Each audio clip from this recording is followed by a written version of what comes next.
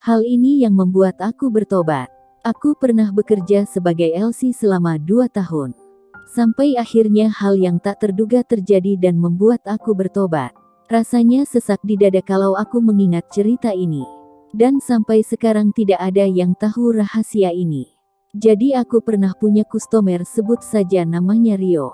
Dan aku cinta pada pandangan pertama kepada dia. Dari ribuan pelanggan yang telah aku layani sebagai LC, aku jatuh cinta hanya kepada Rio. Bahkan Rio ini mampu menghempaskan prinsip aku yang tidak akan pernah mencintai kembali lelaki, karena jujur aku pernah disakiti mantan suamiku.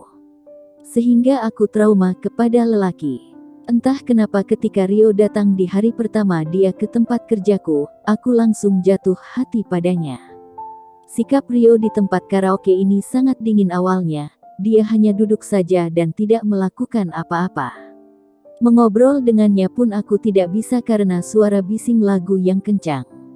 Karena aku adalah LC berpengalaman, aku tahu bahwa Rio bukanlah sosok pria yang suka dengan dunia seperti ini. Sepertinya Rio hanya ikut-ikut temannya saja. Biasanya kalau aku punya pelanggan seperti Rio, aku akan abaikan saja. Enak kan tidak usah kerja tapi dapat uang. Tapi waktu itu aku jatuh cinta pada Rio. Maka aku memutuskan untuk mengajak Rio keluar ruangan. Awalnya Rio menolak tapi aku bilang kalau di sini bising, kalau mau tenang di luar saja. Akhirnya kami ngobrol di kafe tempat karaoke. Rio bilang dia dipaksa ikut oleh bosnya. Jadi dia terpaksa ikut. Rio bilang dia sudah punya istri dan 1 orang anak berumur 1 tahun.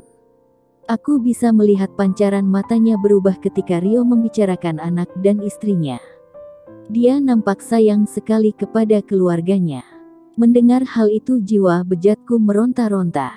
Aku yakin bahwa Rio bukanlah laki-laki yang akan datang kembali ke tempat ini. Maka dari itu aku harus bisa mendapatkannya hari itu juga. Akhirnya aku ngobrol santai dengan Rio dan Rio juga sangat menikmati obrolan kami.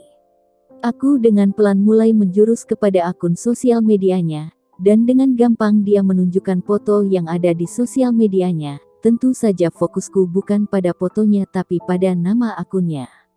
Akhirnya Rio pulang, tapi tak mengapa, yang penting aku dapat nama akun sosial medianya.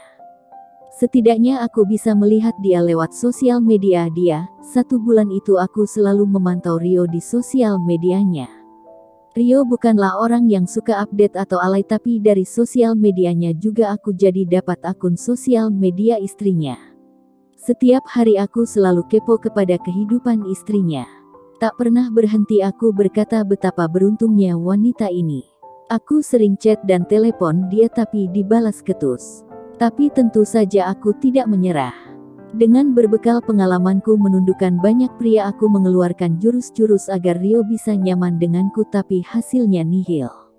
Sampai akhirnya ada event di karaoke tempat aku bekerja.